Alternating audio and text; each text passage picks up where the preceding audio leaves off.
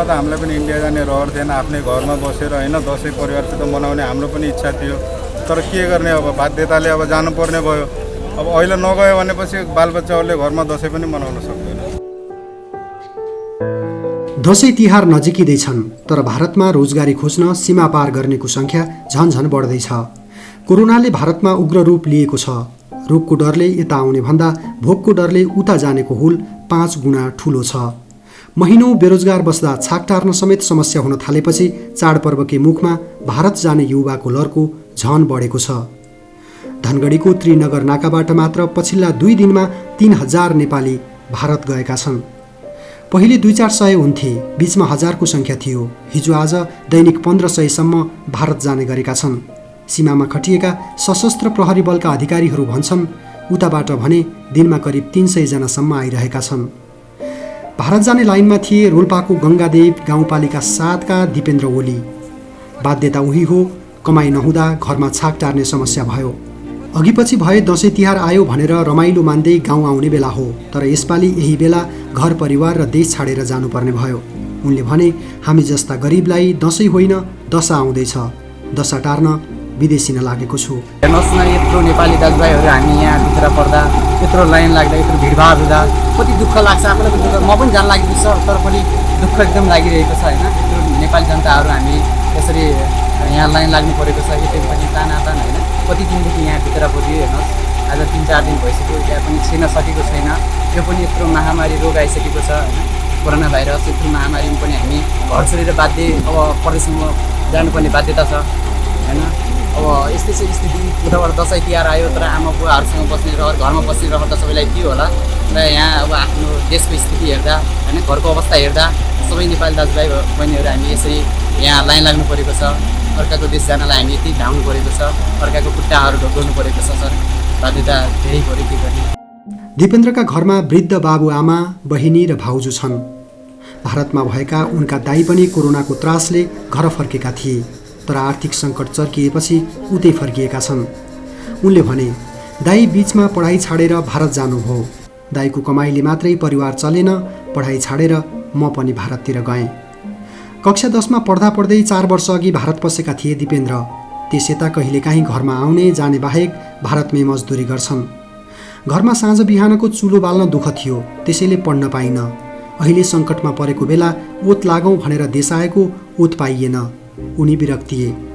स्याउ टिप्ने र बोक्ने बेला भएकाले सिमला जान लागेको उनले सुनाए। उनको गाउँका मात्र 7 जना सिमला हिँडेका छन्। गरिबीका कारण भारत जान लागेका उनीहरू सबै 17 देखि 22 वर्ष उमेरका थिए। कोरोनाको डरले 6 महिना अघि भारतबाट फर्केका बाजुराको कुलदेव माण्डौका रूप नेपाली आइतबार पुनः भारत जाँदै थिए। दिल्ली स्थित एक होटलमा काम पाउने आशा गरेका छन्। कमाएर ल्याएको पैसा घर फर्केको 2-3 महिनामै सकियो। ऋण निकालेर गुजारा चलाएको थिए। उनले भने दसैँ तिहार आएको सबैलाई थाहा छ, चाडपर्व आएर के गर्नु। गाउँमा ऋण पाउने अवस्था समेत नभएपछि भारत जान थालेको छु। म 6-7 महिना यहाँ नेपालमा बसेँ, केही पनि काम नभएर। अहिले इन्डिया, दाइ पनि इन्डिया हुनुहुन्छ, म पनि इन्डिया जान लागेको छु। बेरोजगार भएर परिवार पाल्नको लागि म चाहिँ दिल्ली हिँड्न लागेको। अब नेपाल सरकारलाई पनि थाहै छ चाडपर्व आउँछ, सबैतिर आउँछ भन्ने। अब नेपालीको मजबुरी सबैले बुझिसकेको छ। धनगढी उपमहानगरपालिका 1 का रमेश विकले धनगढीमै अटो रिक्सा चलाउन थालेको 5 वर्ष भएको थियो। सबै ठिकै थियो, तर चैतबाट लकडाउन सुरु भएपछि उनी झन्डै 7 महिना कामविहीन भए। लकडाउन खुले पनि यात्रु छैनन्। आम्दानी नभएपछि उनी अटो साहुलाई बुझाएर आइतबार भारततिर लागेका छन्। लकडाउनको बेला ऋण गरेर घर खर्च चलाउनु पर्यो। खुलेपछि पनि कमाइ हुन सकेन। त्रिनगर भन्सार नाकामा सयौं नेपालीसँगै लाइनमा भेटिएका उनले भने साँझ बिहान के खाने भन्ने समस्या हुन थाल्यो। उपाय केही देखिएन। परिवार पाल्नका लागि भारत जानुको विकल्प देखिएन। नेपालमै यो हालत भयो। भारतमा के हुने हो उनलाई थाहा छैन, तर मुम्बईमा रोजगारी खोज्ने उनको योजना छ। जीवनका 15 वर्ष भारतमा कठिन श्रम गरेको हुँ। अब जस्तो सुकै काम भए पनि आफ्नै देशमा गर्छु भनेर 5 वर्ष अघि स्वदेश फर्केको हुँ। तर मैले गल्ती सोचेको रहेछु। स्वदेशमा हारेर फेरि विदेश जाँदैछु, उनले भने। उनी सीमा कटेका छन्। अब घरमा श्रीमती र 4 जना नाबालक छोराछोरीको साँझ बिहानको छाक सुखले टर्ला कि भन्ने आशा पलाएको छ। आफ्नै गाउँमा आपतमा परेर विदेशिन लागेका यी मजदुरको भारत यात्रा पनि सजिलो छैन। सीमापारी यात्रा सुरु नहुँदै उनीहरूमाथि ठगी सुरु हुन्छ। भारतीय गौरीफन्टा नाकामा उनीहरूका लागि बस पर्खिएका छन्, तर भाडा दोब्बर माग्न थालिएको छ। डोटीको पूर्वी चौकी गाउँपालिका 7 का मानबहादुर विकले गत चैतमा मुम्बईबाट भारतीय बजार गौरीफन्टासम्म आउँदा गाडी भाडा 1700 भारु तिरेका थिए। अहिले त्यही रुटबाट फर्कन 3500 भारुको टिकट काटेका छन्।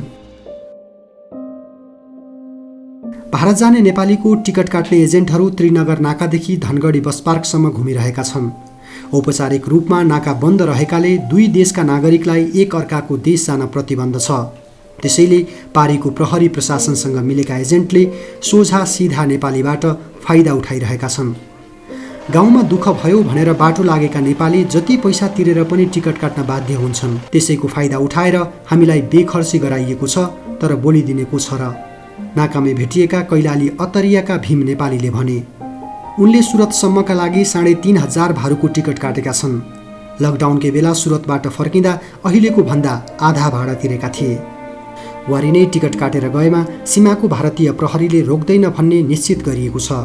आफूले टिकट काटेकालाई नाकामा लाइन लगाउन तथा पार गराउन टिकट काट्ने एजेन्ट पनि सक्रिय हुन्छन्। पारी गौरीफन्टा बस पार्क पुगेर सस्तोमा टिकट काटौला भन्नेलाई भने प्रहरी र एजेन्ट मिलेर सताउने गर्छन्। त्रिनगर नाकामै भेटिए राष्ट्रिय मानव अधिकार आयोगका सदस्य सुदीप पाठक। कारागारको अनुगमन गर्न आएका उनले सिमानामा लाइन लागेका नेपालीसँग पनि संवाद गरेका थिए। सयौं संख्यामा यहाँ नागरिकहरू उभिएका छन्। यो डिस्टेन्स मेन्टेन पनि भएको छैन होइन, एकअर्कालाई टच भइरहेछ। कति 1-2 घन्टा कति घन्टादेखि लाइनमा बस्नु भयो होला।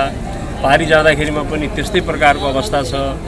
यसलाई अझ व्यवस्थित र राज्यको एउटा निश्चित दृष्टिकोण नेपाल सरकारले नेपाली नागरिकलाई नेपालभित्रै श्रमको व्यवस्था गर्नुपर्ने कुरो हो, त्यो गर्न आवश्यक देखिन्छ। र यो यसरी हेर्दाखेरिमा कोभिड-19 को कारणले जति नेपाली विदेशबाट आउनु भएको थियो नेपालभित्रै रहने वातावरण बन्न किन सकेन भनेर हामीलाई दुःख लागेको छ। यो भाडा बढी लिनु न्यायोचित होइन र म अब यसपछि गएर धनगढीमा स्थानीय प्रशासक प्रमुख जिल्ला अधिकारी सिडिओ साहबलाई तुरुन्तै छलफलमा बोलाउँछु र यहाँका नागरिकको जाने व्यवस्थापनको अलि सरलता र सुलभता र जुन भाडा लिइरहेको छ त्यो भाडालाई तत्काल हेरिदिन आग्रह गर्छु।